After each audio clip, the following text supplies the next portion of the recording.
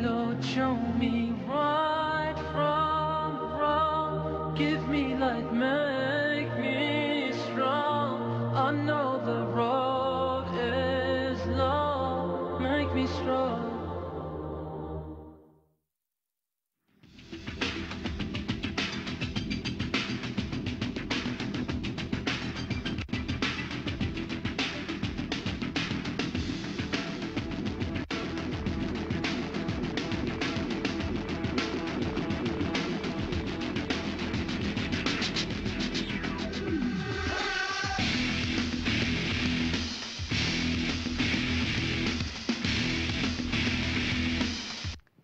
أعوذ بالله من الشيطان الرجيم بسم الله الرحمن الرحيم الحمد لله رب العالمين والصلاة والسلام على رسول الكريم.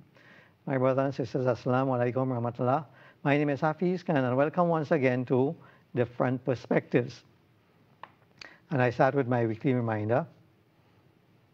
Allah will not change the condition of a people unless they have the desire to change it themselves.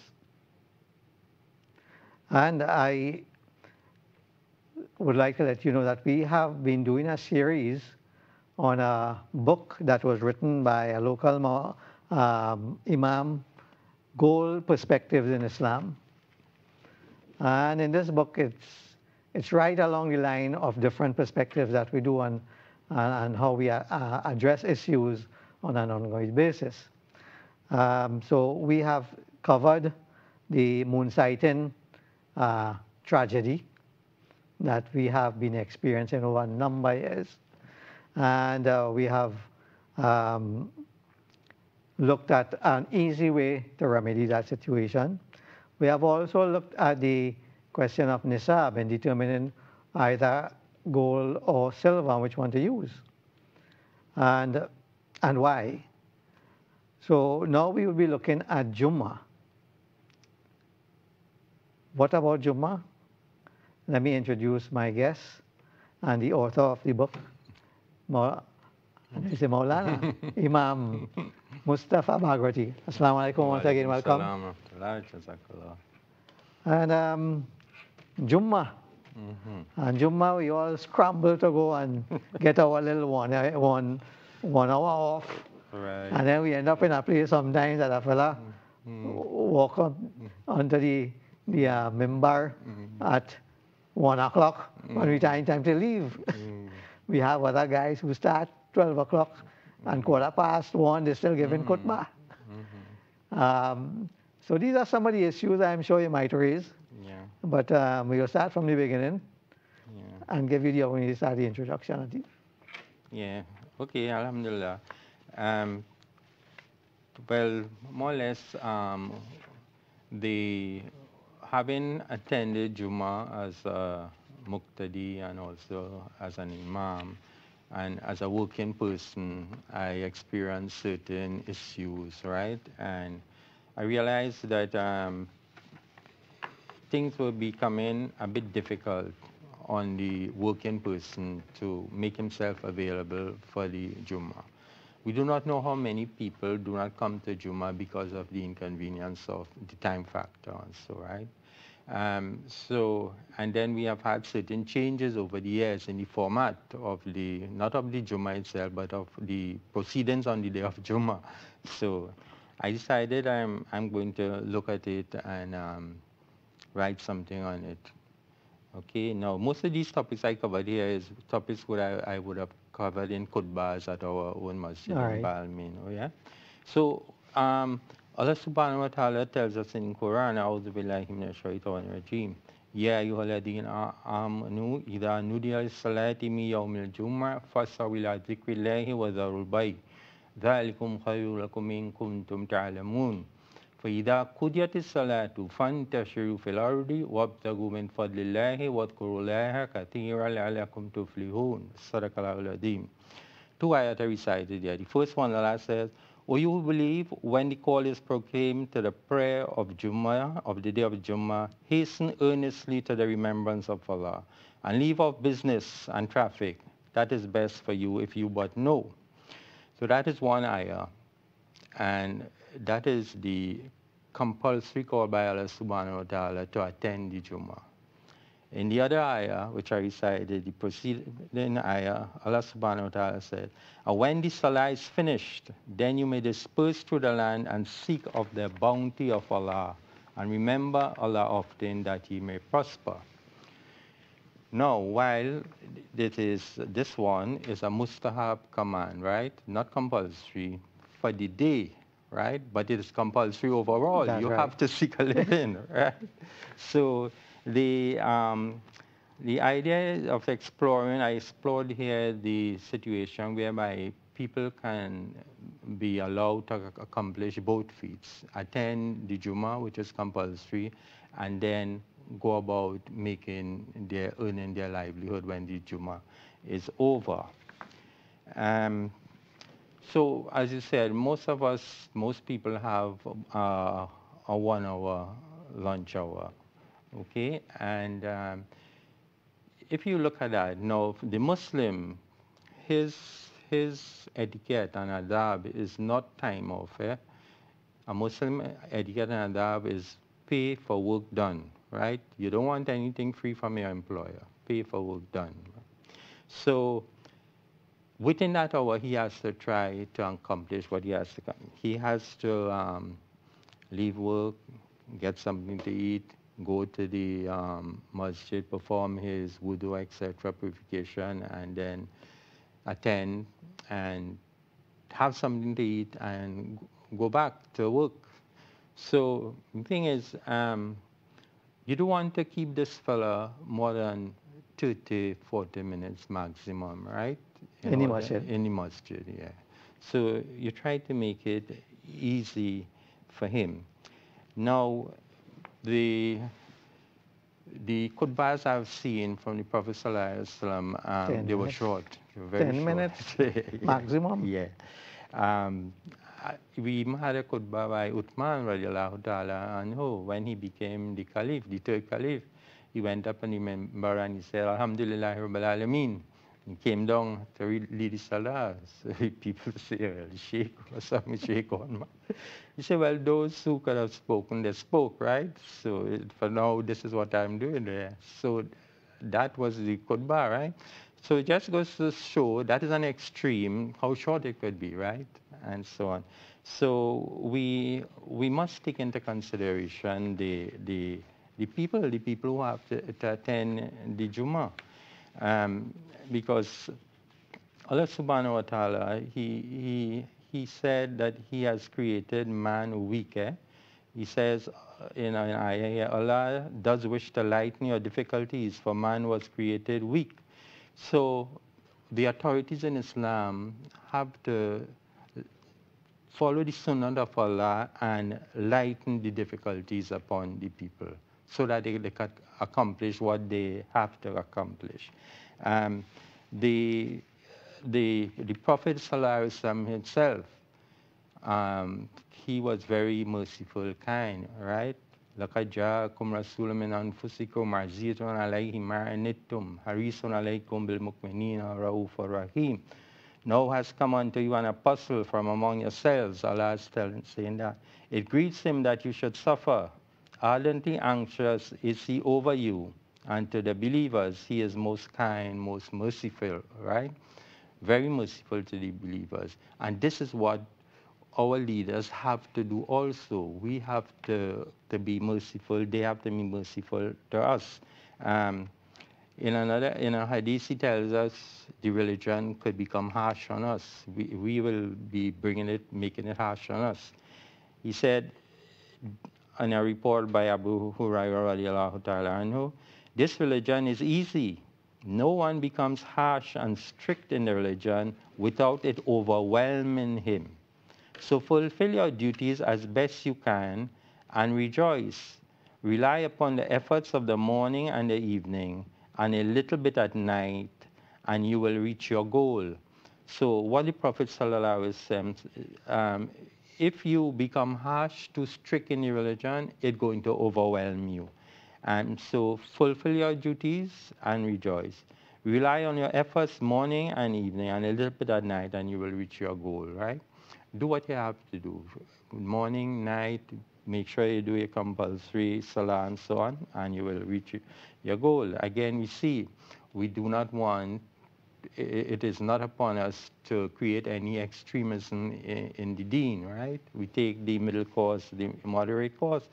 In one riwayat, it was reported that one day in the evening of Jummah, somebody asked Prophet ﷺ to give them a bayan, and he said, isn't one enough for the day, you know? So we have to take this into consideration. Allowance ease. It is the sunnah of the Prophet ﷺ, his care and mercy and wanting to create ease. In another hadith, he said, I stand in prayer and would like to make it long, but I hear the crying of a child and shorten my prayer, not wanting to make things difficult upon his mother, right? Again, seeing the compassion, the ease which the Prophet ﷺ wanted. It's not like if you set out to read a long surah and you must finish it, although certain things are happening and that will draw your attention to it. So we must have consideration for our brothers and sisters who may not have this sort of time to spare. Remember, khatibs, imams, they may be self-employed, they may be working in an institution, Islamic institution. They may be retired persons where time is not of the essence, right? But the rank and file Muslim who has to come to leave his work, come to Jummah and get back, we must have some consideration for them. That is a hallmark in Islam, consideration for your brother, not because you are in a situation where remember, you are just one person. If you are the Imam and the Khatib, you have the whole congregation there who you must take into consideration their situation. But having gone through the studies yourself, I mean, to what extent do they focus on the realities of the followers? Because if you are teaching people to become leaders within the community, certainly you have to teach them now in terms of consideration for. Not only that, in Islam, as you rightly put, there is such an emphasis on mercy, mercy to those below you, or that you have an influence on. Why is it that we don't see that kind of attitude emanating from those at the top level? Because as you rightly said, I mean, there are some guys who come there and just start to talk and totally oblivious. They are so immersed in their own self-importance, for want of a better word, that they totally forget what's happening. And what you're saying is so true, because I have known that there are so many people now. There are certain Jamaats, if they are wrong that way, areas, they wouldn't go. They would prefer to miss Jummah, because if they go there, they will know they will end up in trouble with the employer. And those are standard. I mean, those are key masjids that have a big following. And the bigger the following is, the more careful you have to be and more conscious of keeping people there long. Right, especially masjids in the cities and so on. That's right. Yeah. And I mean, I know, because I used to do the same thing. I used to be, in fact, when I started business, I used to be all over the country, right? And attend Jummah all over the country. Right. And you know that you're going and making sure you go Jamaat, but then there's some guys, as I said, you know the masjids. If you go there, you're in trouble. These guys are totally oblivious to the responsibilities that the people have.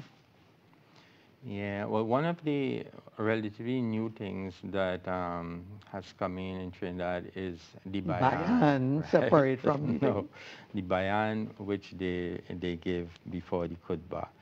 Now, in previous days, right, there was only one adhan for Jummah, right? After when that adhan was called, the Imam will be on the member, right? And then he will give his khutbah and so on. But then they thought at the time of Uthman radiallahu ta'ala anhu that the people won't leave, they won't leave in the workplaces until they heard the azan, so they were reached late. So they start calling a second azan outside, right? So what we have now is after that azan is called, there's this bayan now, and then the khutbah. Now, in the days of the Sahabas, radiallahu ta'ala anhum, now in the days of the Rasul sallallahu alaihi wasallam, it was khutbah, right? Right. Now we go to the Sahabas, right? And it started, we have only from the reports I've seen, only from the time of Umar radiallahu ta'ala anhu, not from Abu Bakr radiallahu ta'ala, that Abu Huraira radiallahu ta'ala anhu, he used to read hadiths to the people before Hazrat Umar will come in to give the khutbah. When he reaches, immediately he will stop, right? And in other reports, what he said, the teaching that took place before the khutbah was, people would be in little circles, you know, like how we have talim, like how talim now, and they will be doing that. So that has a precedent, right? And but from time the Imam comes, that stopped. So how we have it now, where the bayan has been formalized, right? Where you go with the microphone and one person starts addressing everybody. And many people, do not know up to this day that is not the khutbah, right? They do not know. And one of the first comments I get was that I now know what's happening. I used to be confused. One time I hear this, the next time I hear that, you know. And this is what the people should know what it is. And they should know that it is not part of the Jummah. I do not have to be there for it, right? And it does not take the same rules as the Jummah. You know, like we had, the only time we had when the same person gave the bayan and the khutbah was when somebody asked permission to do it, right? And but other than that, the time was taken up there because they were waiting on the imams. So it was somebody else giving whatever and so on. Now we have... Now they have made it part of the rule. Institutionalized it without the people knowing, without the people knowing, because look at it this way. Some people may be old, some people may be ill, busy, meetings or whatever, and their obligation is khutbah and salah. That's right. So do not say you have a khutbah starting this time and then he goes in there and it's a bayan. Yeah?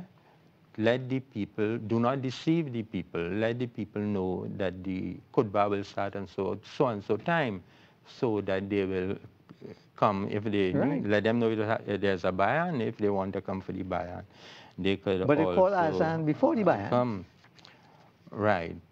And during that, once you call azan, when you must start.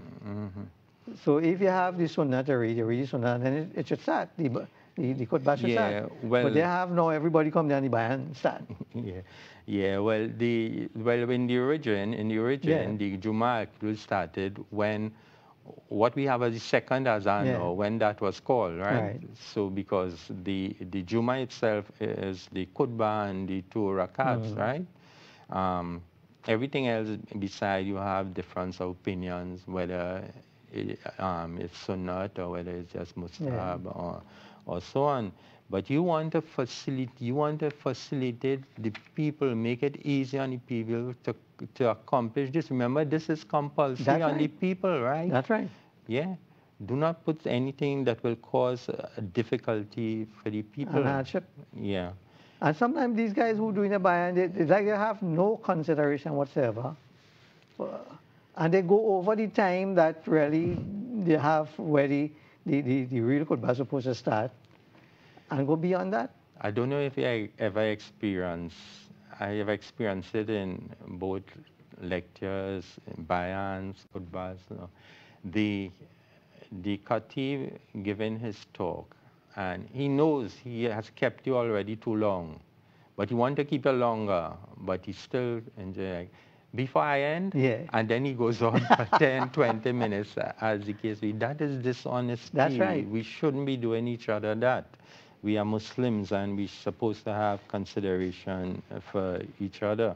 Now I see, I mean, I've gone some places, I see some guys sit down. They sit down, and they're giving their bayan too, right? In a very casual way, like it's a whole talk. You know? I mean, why we get into all this? You know? And they feel, and they do that like with some level of pride, you know, that they are accomplishing something and innovating something that is so good. I don't understand it. Well, this is it. We have to put the importance on what is compulsory upon us, right? And the long bayans. Look at this beautiful hadith from the Prophet Sallallahu Alaihi Wasallam. He says, a man's lengthening of his prayer and shortening of his khutbah is a sign of his understanding of the religion. That's right. So make your prayers lengthy and your khutbahs brief, for there is charm in eloquent speech. Charm in eloquent speech. Now, if we look at Like these fellas who ever see those things. Yeah. If we look at the Quran, right, and we see the thickness of that Quran and the size of that Quran, and that Quran has everything from Adam alayhi salam, even before that until Qiyamah, right? Right. It has things of science, of history. It has the whole deen in it, right? So that's small. One person, I think it was an Englishman, he said, never has so much been said in so little. So that comes from Allah. Sunnah of Allah, we refer to, and we see the Sunnah of the Prophet Sallallahu Alaihi Wasallam. So we ask ourselves, what are we following? What are we really following? Remember, the khutbah itself is according to most scholars, right? So how we have it now is about same dhikr, all this conforms to dhikr, the praises for Allah, blessings and peace upon the Prophet Sallallahu Alaihi Wasallam. You admonish the people, you make dua, you inform the people of current issues and that sort of thing. And we could do that in a reasonable space of time, right? If we want to carry on a big intellectual discourse, we could call them afterwards. Yeah. No only that. Well, why you don't give the bayan after and let the people accomplish what is forward upon them, and then give them a choice if you want to stay. So now the reason they give this bayan is that. Before you go on to that, let me just take a break here and we'll move on to that afterwards. Sure.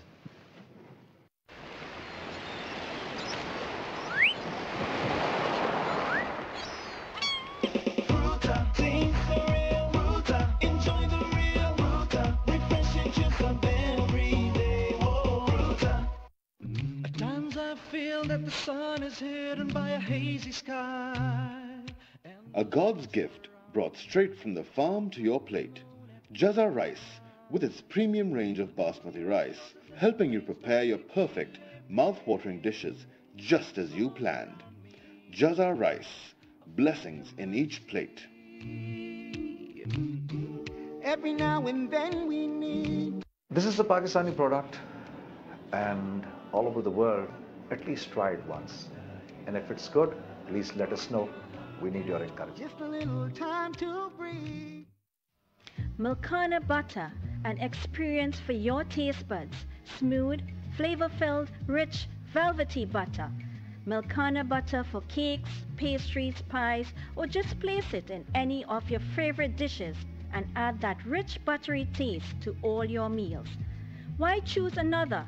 Look for the butter with flavor, the butter with the creamy richness in taste. Milkana butter. Distributed by N.M. Ghani, 2003 Limited, number 1, Industrial Lane, Champlain.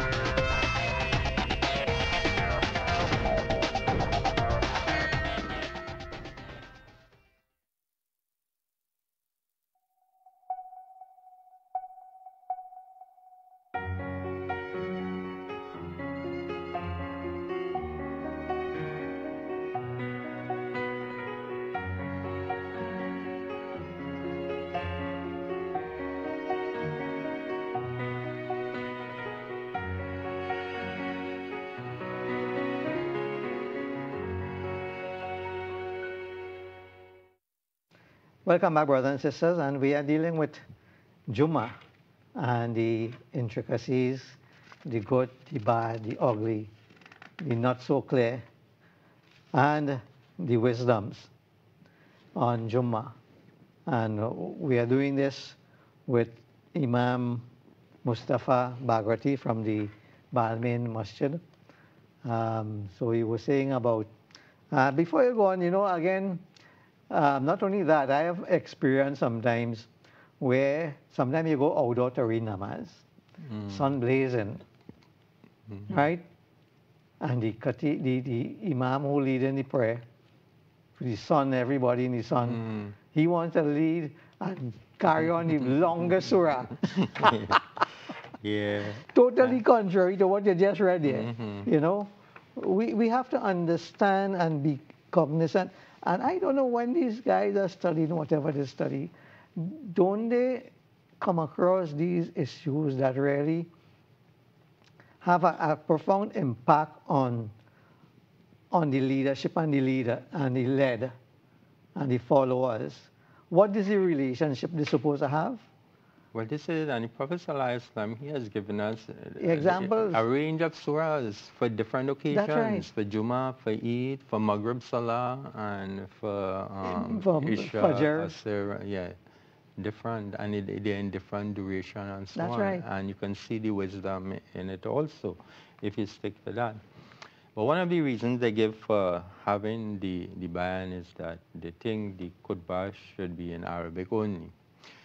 But so, at the beginning of Islam, well, of course, the khutbah would have only been in Arabic, right? And then the early Imams would have said that it should be in Arabic. Imam Abu Hanifa gave permissibility for it to be in the language of the people, right? But now, when after examining the various ayat and so on, they have come to the conclusion that many of them, the khutbah should be in the language of the people so that the people could understand it, right? Because there is a purpose behind the khutbah. And if we look at that, the maqasid of the khutbah is to pass a message on to the people. And if the people understand a particular language, it would be best to do that in the language that they understand. If you look at the objective of the exercise. Because here what Allah says about the Arabic language, we have sent it down an Arabic Quran in order that you may understand. Right. You. Yes. Talking to them. Then another, he said, we send not an apostle except to teach in the language of his people in order to make things clear to them, right?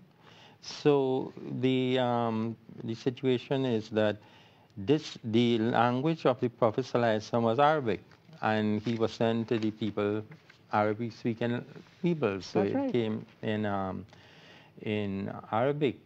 And now, if we should look around the world and we see, not knowing Arabic has not been a hindrance for people becoming Muslims, accepting Islam, right? Because all over the world, all language speaking, you have people who have accepted Islam and they're performing their duties. No, I gave a similitude, right? A similitude here that if when we were learning to perform Salah, right, and when they had told us, well, we could say, Allah is the greatest, right? All praise is due to Allah, and so on, We might have still be performing Salah so. Yeah. But they told us, no, Salah has to be in Arabic, and everybody agreed Salah has to be in Arabic. So we learn Allahu Akbar, Subhanaka Allahumma, Bihamdika, etc. And we performing our Salah like that. So I say, if you think that the khutbah should be in Arabic alone, go and give the khutbah in Arabic. You don't have to put in a bayan there, because guidance is not in your hand, right? Guidance is in the hands of Allah, right? It's not even in the hands of the Prophet ﷺ, but in the hands of Allah. And go, if that's your conviction, go and give it. You don't know how many people, if from the time you were small, just as how we perform Salah in Arabic, when you were small, if we were here in Kutbas in only Arabic, we might have been speaking the language now, we might have known it, right? You can't, we Highly never could tell. likely. We Because I never could remember tell. growing up, and Imam in my masjid I grew up was you used to give it in Urdu alone. No, I used to read the English for him. He used to give the Urdu. No, I'm talking Right, before that one. right, okay, When I grew up okay. from small in Sawa, they had on Ryan Street we used to attend. Right, right. And the Imam there, and then subsequently in Red Street, the Imam there who was there, he could talk English. He's talking Urdu. Amjad Mia. Yeah. And but I mean, it never impacted on me because I didn't know what he's saying. Even sometimes I go to the States, in different locations, they give the Arabic, the khutbah in Arabic if you go to a Middle Eastern mosque. That's all they do. But it really was the sense. In America, where everybody talks English, you give a khutbah in Arabic, and happy people don't understand what you're saying. Yeah. So we have to look at objective. It's the same thing that, I mean, Maqasid al-Sharia is the same thing.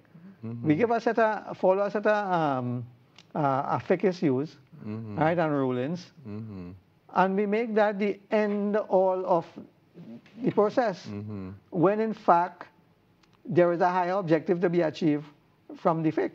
And times have changed. That's right. So this is why I say the shura has to continue. That's right. Shura, Of course. we're not changing the religion That's right. at all, but what we do Is it ijtihad has to continue. Yeah. We adapting ourselves That's right. within the religion. So we do other things in Arabic. We greet each other, Assalamu alaikum, Right. Talbiya, Labaik, all right? And we call the Azan in Arabic also, people understand, right? So we could perform our duties with the limited Arabic. Now, many of the scholars say that the Arabic that we gave at the beginning, you know, some Yakota ayah, hadith also, that will suffice for the Arabic Yeah, because they have broken the structure of the khutbah into different areas. Yeah. Right? So there are some compulsory parts, and then you could give a message, and then you close with some compulsory parts. So the message part you could give in English. Yes. So it's not that we're leaving it out That's right. completely. Yeah. But there are some new things, and I think that particular issue relates directly to the Deobandi practice. Only. Because all the others do it differently. It's the Deobandi practice that is instituted here. It's those Jamaats that have started to do the bayan, right, and make it as a compulsory element before the actual khutbah. In fact, it seems to take precedence over the khutbah because the length of it is overbearing. Oh yeah, Right? As I say, and the people, this is why I say we have to be honest and let the people know what's happening, right? Because many people I speak with now, they do not know that that is not the khutbah. And those who know don't come for the bayan, they come for the khutbah. So it is a self-defeating element of the whole thing. Whereas in other Jamaats, you go there, the khutbah starts, you get a message in between, you are there to sit down and listen to the message, and after that you go away. Now, once people understand that is a bayan has nothing to do with Jummah, in the true sense of the word, it's not part of the khutbah. Right. Right? So if you know that the khutbah starting at 10 past 12, you come in there for 10 past 12. Well, this is it. Put it on your notice board. Just as how Okay. we have the time for the azan, time for khutbah, time for Farhan. So put it on the notice board so people will know, have something standard, you know, so that people will adjust themselves to suit. And it's amazing how we take things in a manner that has no intellect involved in it. You know? Why would you say that you shouldn't be able to, as you said, Quran indicate that language, say things in language of people. When the Prophet used to send his people to other places, they would have had to learn the other language of the and people. go there and be able to tell them. Yeah, remember, and also even in the Quran, he approves 7 different dialects That's for right. reading of the Quran. That's right. In accordance with how the people At spoke different place, yeah. the languages. Yeah. So sometimes we find that there seems to be a lack of intellectual approach to Islam. And they seem to, I mean, that seems to take us down the road of imitation and not make us progressive as Muslims. And that has been so since the 6th century. When they decided Ijtihad was closed. They closed the door. Somebody shut the door. Right? Yeah. Which is absurd. Yeah. Is it that God stopped giving people intellect after that? No. In fact, when you look at the progress that the world has made since that time, in the last couple of hundred years, in terms of science and technology and those areas, it far surpasses what we would have been achieved previously. So it does not mean that that the people now are less intellectual, less capable of doing things. It is, I say sometimes, I wonder what it is we doing when I see they really lessening the powers of Allah. Allah is all powerful. That's Allah can right. do anything, right? Certain things they tell me this is the only way it could have been done, right? I say no, but if Allah wanted, He could have given us anyhow. This is the way He probably chose, right? Yeah. But it could have been done anyhow, you know. So I think we have to be careful how we institutionalize things in the religion, especially things that were not there before. Things were not institutionalized. Even in the days of the Sahabas, when they had the occasional, and I say the little learning circles, it wasn't an institutionalized No, thing, it right? just was making the best use of time up until the time for Jummah. Yeah. And we could still do that. So imagine you are an employer, right? And your employee goes out 12 o'clock, and he's coming in there after 2 o'clock, 2 hours, right? That will cause some concern, you know. Now the thing is, I say you could negotiate easily for a shift. Some people you could negotiate to have your lunch hour 12:30 to 1:30 or what, right? Yeah. But it has to be reasonable. I always say a Muslim should be an asset to his employer because of his Islam, in terms that he could be more flexible, right? He gets his lunch hour adjusted for the Jummah. He can adjust his leaving time or his coming to work time to compensate. Even if this Jummah is so important that if you have to come the following day and give an hour or so. Similarly, there are occasions when other people are busy, right? When their celebrations come, you know, they want to go shopping, they have to do this, that. Some people have to take holidays and so on. You as the Muslim who this is not as important to you, you could facilitate them, you know? And then you become an asset to both your employer and your fellow employees and so on. They should love having you around. That's right. Yeah, yeah. But I mean, what happened? I think in Trinidad we are fortunate in that most employers understand the Jummah concept, and allowance is given. So, but we cannot abuse that facility. Definitely. Right? So they might be and most employers are very understanding of that situation. If you come back 15, 20 minutes, they might make a cinema because, as you said, they would, if they have the level of consciousness, they'll probably stay in and do a little extra or come early in the morning, as the case may be. But at the same time, I think the onus is on those who are the khatibs. And we find so many times they fall short when it comes to understanding the needs of the followers, the need of the rank and file Muslims in so many ways. Not only in terms of this, but even in the other social needs, right? Counseling, financial help, zakat, charity. They don't go out and actively look and have an understanding of the composition of the Jamaat. In fact, I could say without fear of contradiction that 99.9% of the imams across the country do not have a clue as to the composition of the Jamaat in terms of how many, what is the demographics, how many youths, how many elders, how many working, what are the skill level. So they cannot even utilize the membership of the Jamaat to help uplift the Jamaat. Well, this is it. You see, you have to be conscious of your following, right? You know the needs. Sometimes you may, in some Jamaats, they may only have elderly That's people right. coming for the Jummah, right? And you need to know that. Yeah.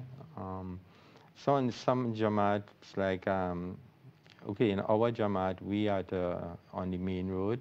We in between Point Lisas. and yeah, And so we have a lot of People passers-by pass it, right. and people also from the industrial estate. They leave their work, they come and so on. So we, I have had to put up a sign there because I have visiting khatibs too, you know, that the khutbah should finish by a certain That's time, right? And so we try to maintain that. So a person, when they leave and work, and so they would know that, okay, in Balmain, they start at so-and-so time, they finish at so time. So I could Go there and be safely count on back. that. Yeah, Right. I could count on And you know, I mean, I haven't said all we said, and there are, because we get a lot of visiting khatibs also, and most of them would ask, what is the practice? What time we will start, how long we want the khutbah to be, and that kind of thing. So in fairness to them, a lot of them do, a lot of the younger ones are aware of that. But there are certain Jamaats around that it doesn't make a difference. And that is unfortunate. Even in Port of Spain, those around Port of Spain, some of them, you lost. Because the thing is, you can see the masjid has a certain amount of people. Maybe you look at it as a large number, but you do not know how many people are deterred Right. from coming. Yeah, that's right. You know who inside, you don't know who outside. That's right, because some Yeah. people wouldn't come because the fact that they will end up in problems. Yeah. So in terms of the Jummah, you know, long time we used to have a incentive, particularly for the young children, where they say a ceremony after. We don't see that again.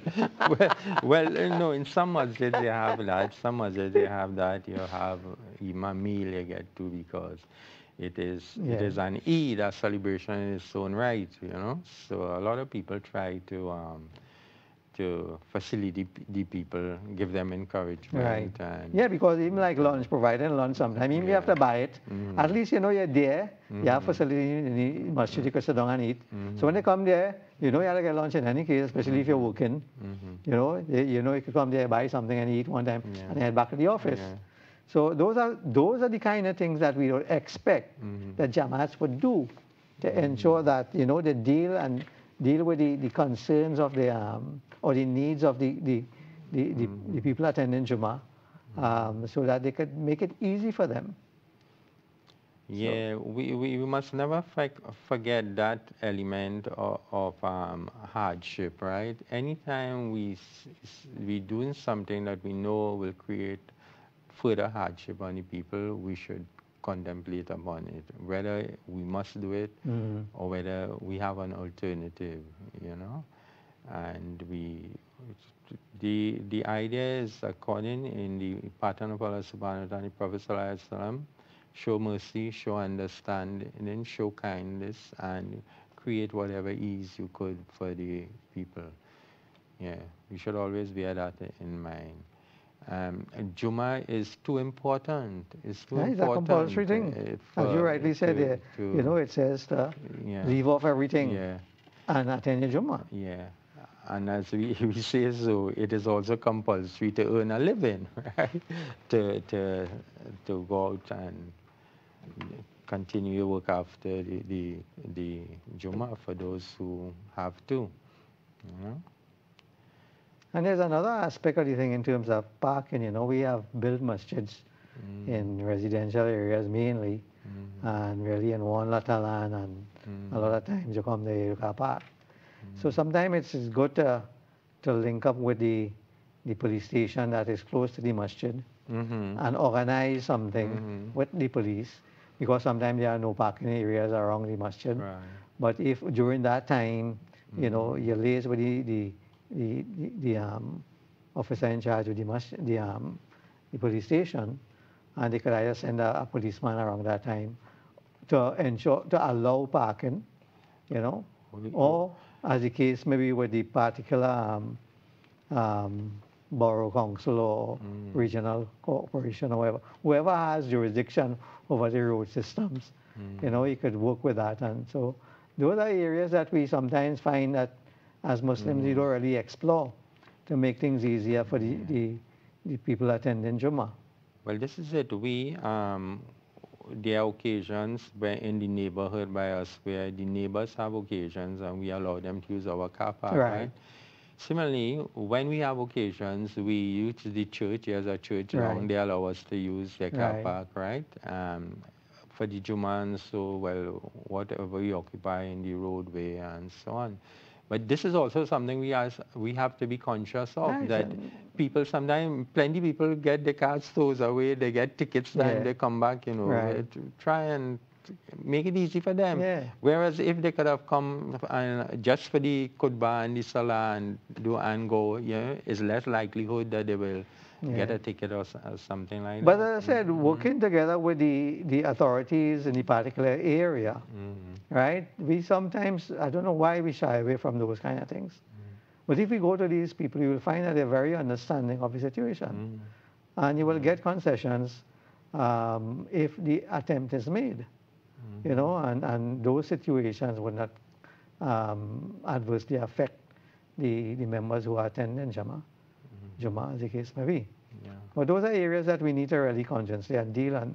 In fact, on an ongoing basis, which is one of the things that we're dealing at the round table, to ensure that members of the Muslim community build the relationship with the external publics, everybody, the faith-based, the authorities, the law enforcement. Those are what we have to do and reach out, and build the relationships so that it will make things easy for the Muslims generally, when we go out and do that. And as I said, as it relates to Jummah, is a real issue because a lot of people come in there and in the middle of the Friday evening, a lot of might cause traffic. So we could have alternative things done. If, as I said, get a policeman to come around, I think that help direct the traffic, help, and some Muslims go and park in front of other people's place. And they can't come out, and they did double park and all kind of thing to run anything, And we run into prayer and showing total being inconsiderate to other members of the public. Well, that's something to, I've experienced that. I've had personal experience with that. I have to leave where I reside to go and give a khutbah, right? Next thing I come downstairs and my driveway blocked, right? Because I live close to another masjid. And well, people have to know that is a foul too. You cannot put obstacles in people's way, you're going to accomplish something there, right? And you're going to inconvenience somebody, prevent them. No, it's better you go and you reach late, right? But those are the things that we don't linked to our Islam.